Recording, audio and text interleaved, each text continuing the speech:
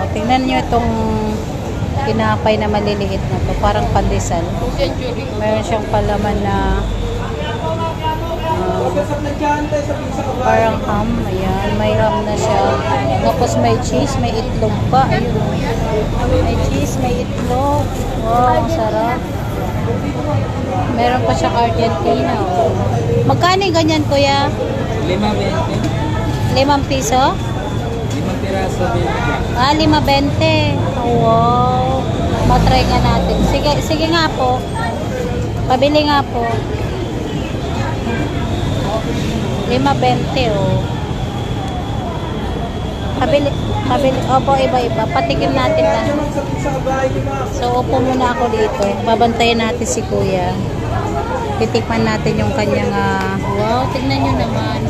May cheese. May cheese siyang nilalagay. Hindi ka ba logi dyan, kuya? Meron din siyang itlog. May ham.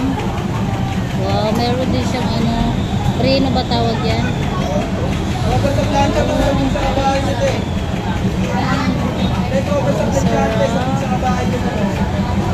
Wow, diba?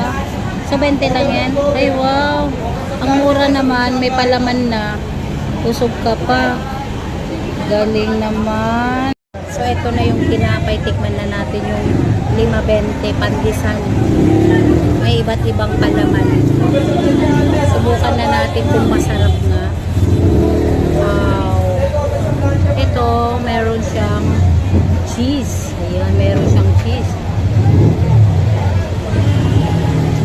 Nabuo. Ito, meron siyang ham. Sarap. Ito, meron siyang rino. May rino.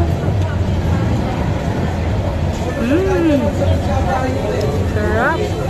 Ang lambot ng tinapay. Etong isa, meron siyang itlog. Masasarap na.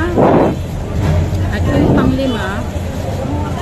panglima, meron ulit siyang ham, panglima. So, hindi ko natitikman to kasi natikman ko na yung una. Nakain nila lang natin yung ham.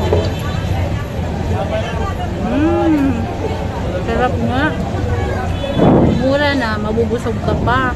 Dahil may palaman na yung pandesal. 5.20 lang to mga befi ko. Kulang na lang soft drinks. Bye-bye!